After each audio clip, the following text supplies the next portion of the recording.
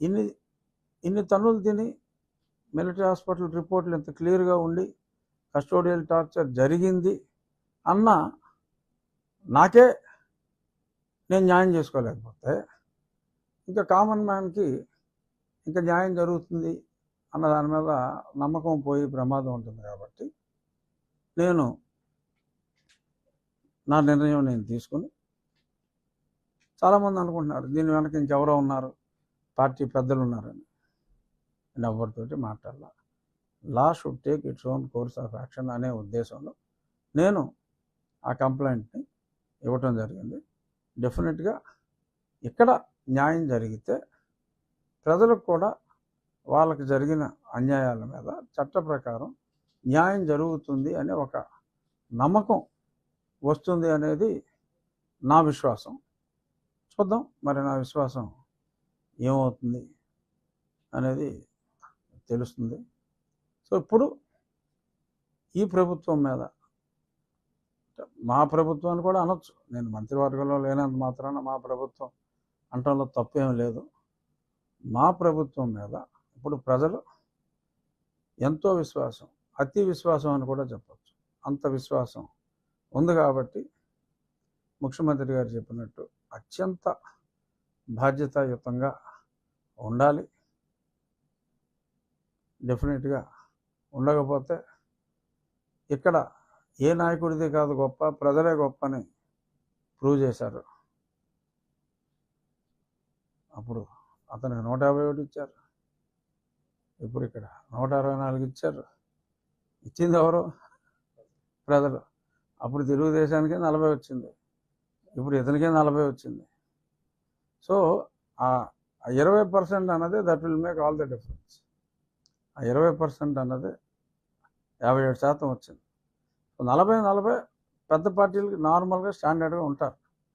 ఆ 20 అన్నది ఇంపార్టెంట్. వాళ్ళే టిల్ట్ చేసేది న్యూట్రల్ ఓటర్లో ఎటువంటి పార్టీ అఫిలియేషన్ లేకుండా నిజంగా ప్రజా సంక్షేమం కోసం మంచి జరుగుతుంది అనుకుంటే వేసేవాళ్ళు వాళ్ళే. సో వాళ్ళ మనసు నొచ్చుకోకుండా మా ప్రభుత్వం ముందుకెళ్తుంది. అందులో ఎటువంటి అపనమ్మకం ఎవరో పెట్టుకోవాల్సిన పని లేదు. అందరూ ఒళ్ళు దగ్గర పెట్టుకుని పనిచేయాలని చెప్పి ముఖ్యమంత్రి గారు చెప్పారు. సో ఆ రకంగానే తెలుగుదేశం పార్టీ వాళ్ళైనా ఎవరైనా ప్రజాస్వామ్యంలో ఎవరైనా ఒళ్ళు దగ్గర పెట్టుకోకపోతే ఏమవుతుంది రిజల్ట్ అన్నదే ప్రత్యక్షంగా మళ్ళీ నిన్నగా మనం చూసాం. కాబట్టి దాని ప్రకారం ఉంటుందని నేను అనుకుంటున్నా. చూద్దాం. ఇంకా మీ ప్రశ్నలు ఏమన్నా ఉంటే. అన్ని సామాజిక వర్గాలకి చంద్రబాబు నాయుడు గారు సమతూకంతో చేశారు. క్షత్రియ సామాజిక వర్గానికనే ఉన్న కూటమిలో సభ్యులకి ఏ విధమైన స్థానాన్ని కానీ భర్తీ కానీ దీని మీద మీ ఒపీనియన్ ఏముంటుంది, ఇంకా ఇస్తారేమో. ఎవరని ఎందుకు అనుకోవాలి? ఎందుకంటే మరి డెఫినెట్గా అన్ని సామాజిక వర్గాలు కూడా ఓట్లు వేయకపోతే ఇంత పెద్ద విజయం రాదు. సో ఆ ఓట్లు అంత పెద్ద విజయం అందటంలో క్షత్రియుల పాత్ర డెఫినెట్గా చాలా ఎక్కువగా ఉంది. నాకు చెప్పాలి అంటే కనీసం క్షత్రియులు సంఖ్యాబలంగా